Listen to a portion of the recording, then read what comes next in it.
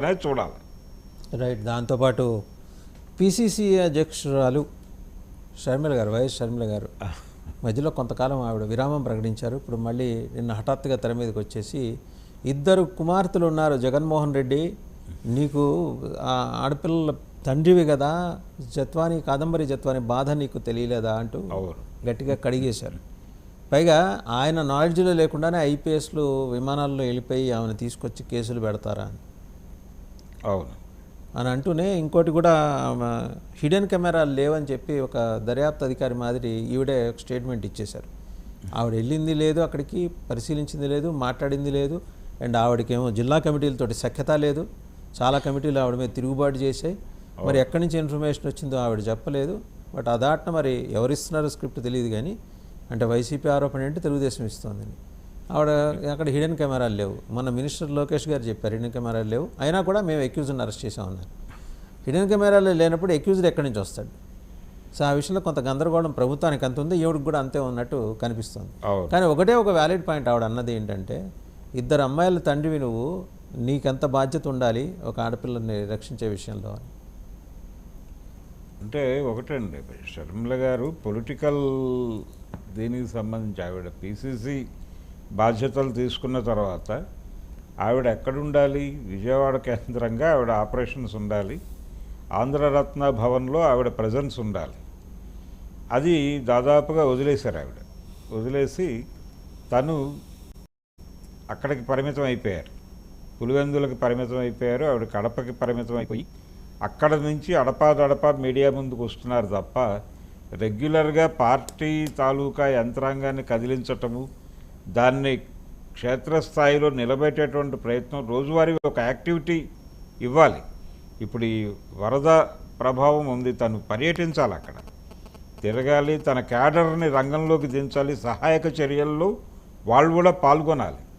ఇక్కడ కనిపిస్తున్న విచిత్రమైన విషయం ఏంటంటే, ఎవరికి వాళ్ళు పార్టీ ఆఫీసుల్లోనో లేకపోతే ఎక్కడో కూర్చుని విమర్శిస్తున్నారు, కానీ తమ కార్యకర్తలని రంగంలోకి దింపడానికి ఎందుకు మొహమాట పడుతున్నారు? ఈవెన్ వైఎస్ఆర్సీపీ క్యాడర్ అక్కడుంది, అక్కడ సహాయక చర్యల్లో వాళ్ళ వంతు కార్యక్రమాలు బొత్స సత్యనారాయణ గారు చెప్పారు.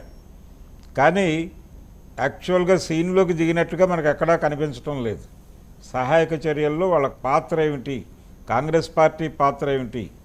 ఇప్పుడు 77లో ఉప్పెన జరిగినప్పుడు ఇంత మీడియా లేదు, ఇంత వ్యవహారం లేదు. కానీ దాదాపు అన్ని పార్టీలు మైలేజీతో ప్రచారం జరుపుకోవాలి అనే తాపత్రయం లేకుండా అందరూ అన్ని సెక్షన్స్ లెఫ్ట్ రైటు కూడా, ఈవెన్ ఆర్ఎస్ఎస్ దిగింది కదండి వాళ్ళ స్వయం సేవక్. అదే ఆర్ఎస్ఎస్ చాలా కీలకంగా వ్యవహరించింది.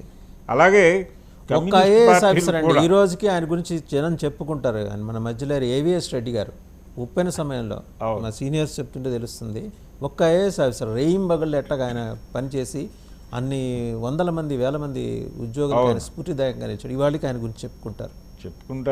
టోటల్గా అన్ని ఆర్గనైజేషన్స్ అక్కడికి వెళ్ళి శిబిరాలు పెట్టి వాళ్ళు జరిపినటువంటి సహాయక చర్యలు ఈ రోజుకి చెప్పుకుంటారండి. అది లెఫ్ట్ రైట్ కోఆర్డినేట్ చేసుకున్నారు వాళ్ళు చేసుకుని ఆ రోజున కమ్యూనిస్ట్ పార్టీల కార్యకర్తలు అక్కడే ఉన్నారు, ఆర్ఎస్ఎస్ కార్యకర్తలు అక్కడే ఉన్నారు, ఎక్స్ట్రీమ్ లెఫ్ట్ పార్టీలు కూడా అక్కడ పార్టిసిపేట్ చేసినాయి. వాళ్ళ క్యాడర్ అంటే ఎక్స్పోజ్ అవుతాము అనే భయం కూడా లేకుండా వెళ్ళి పనిచేశారు అక్కడ.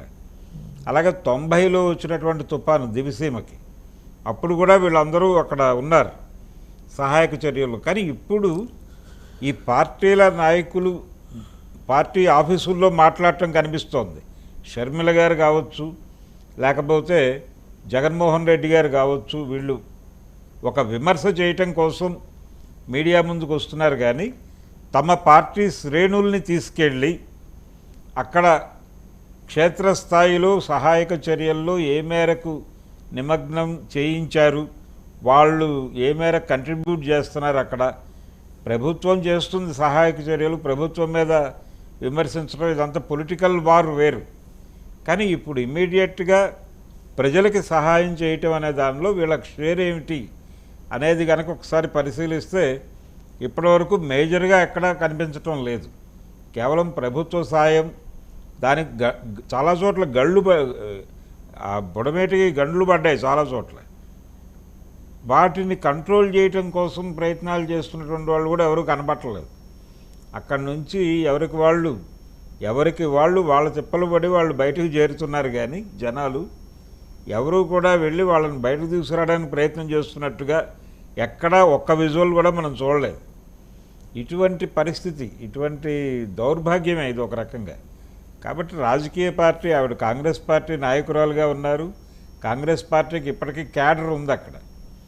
ఆ క్యాడర్ని కదిలించి ఇమ్మీడియట్గా మీరు మీ ప్రాంతాల్లోనే కాదు, వరద ప్రాంతాలకు తరలి వెళ్ళి సహాయక చర్యల్లో పాల్గొనండి అని పిలుపునిచ్చి దాన్ని కోఆర్డినేట్ చేసి, అలాగే పార్టీ తరఫున కొంత ఫండ్ కలెక్ట్ చేసి అక్కడ సహాయక శిబిరాలు నిర్వహించటం, అక్కడ ప్రజలకి వంట వార్పు లాంటి కార్యక్రమాలు చేయటం, వీటి మీద దృష్టి పెట్టాల్సి ఉంటుంది. అంటే కమ్యూనిటీ కిచెన్ లాంటి ఏర్పాట్లు కూడా చేయాల్సినటువంటి అవసరం ఉంది. అలాంటి కార్యక్రమాల మీద దృష్టి పెట్టి మేము ఈ యాక్టివిటీ చేస్తున్నామని చెప్పుకోవడం మంచిది. ఇలా జగన్మోహన్ రెడ్డి మీద విమర్శలు, లేకపోతే చంద్రబాబు మీద విమర్శలు చేయటం కన్నా కూడా అయితే ఒకటి, ఈ ఆవిడ చెప్పినట్టుగా జగన్మోహన్ రెడ్డి గారు ఈ జత్వానీ వ్యవహారంలో వ్యవహరించిన తీరు, దాని మీద విమర్శించవచ్చు. అక్కడ వరకే కన్ఫర్మ్ అయ్యి ఆ విమర్శ వరకు ఓకే. అంటే ఆయనకి 2 ఆడపిల్లలు ఉన్నారు. ఒక ఆడపిల్లకి జరిగిన అన్యాయం, ఆ అన్యాయంలో ఒక పెద్ద ఇండస్ట్రియలిస్ట్ ఉన్నాడు. అతని కోసం ఆ అమ్మాయికి న్యాయం జరగకుండా చేయటం, ఆ అమ్మాయికి అన్యాయం చేయటం, అతన్ని మెప్పించడం కోసం, జిందాల్ని మెప్పించడం కోసం జత్వానికి అన్యాయం చేయటం ఏ మేరకు సబబు అని ఆవిడ క్వశ్చన్ చేసినటువంటి పద్ధతి బాగానే ఉంది. కానీ అక్కడ వరకే పరిమితం అయిపోయి, అదేదో కడప జిల్లాలో అక్కడ వరకే పరిమితం అయిపోతే కుదరదు. ఆవిడ పిసిసి అధ్యక్షురాలు, ఆవిడ విజయవాడ కేంద్రంగా ఉండాలి. అలాగే ఆంధ్రరత్న భవన్లో ఆవిడ ప్రజెన్స్ ఉండాలి.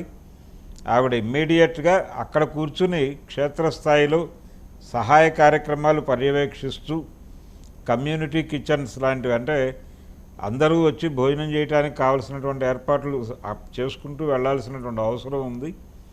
అవి మానేసి కేవలం రాజకీయాలు మాట్లాడటము, కేవలం విమర్శలు, అది జగన్మోహన్ రెడ్డి చేసినా తప్పే, ఇంకొకళ్ళు చేసినా తప్పే.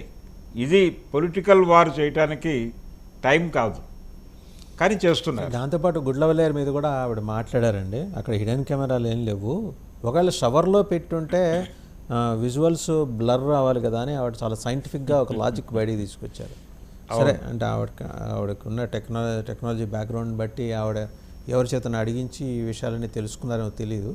మొత్తానికి ఏంటంటే దాని మీద నేను మాట్లాడలేదు అనే మాట నిందెందుకు అని చెప్పేసి అది కూడా మాట్లాడితే ఒక పని అయిపోయిందని మాట్లాడారు. నింద ఎందుకు అని మాట్లాడటం కరెక్టే, కానీ ఇది అక్కడ వరకు పరిమితం. ఇన్వెస్టిగేటింగ్ ఆఫీసర్స్ ఇవ్వాల్సిన రిపోర్ట్ ఆవిడ ఇచ్చేసింది అక్కడ హిడెన్ కెమెరాలు లేవని. అంటే దాదాపుగా లోకేష్ గారు ఏం మాట్లాడారో అదే చెప్పారు, అదే రెప్లికేట్ చేశారు ఆవిడ కూడా, అంతే చెప్పారు. ఇప్పుడు రేపు అక్కడ ఉన్నటువంటి ఐపీఎస్ అధికారులు ముగ్గురు కూడా ఇదే చెప్పాలేమో, కూడా దాదాపు ఇదే స్క్రిప్ట్ చెప్పేటువంటి అవకాశాలు కనిపిస్తున్నాయి.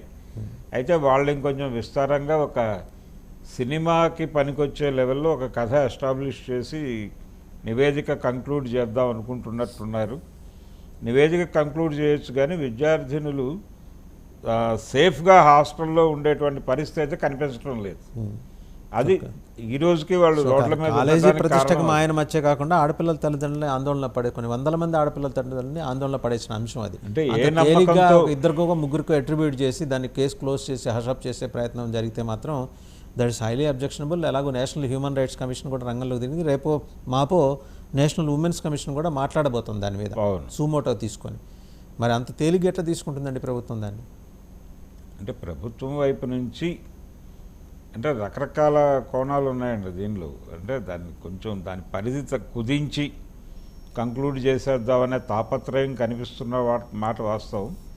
అలాగే మేనేజ్మెంట్ని ఇప్పటిదాకా కూడా తీసుకెళ్ళి సీరియస్గా క్వశ్చన్ చేసే ప్రయత్నం జరగలేదు.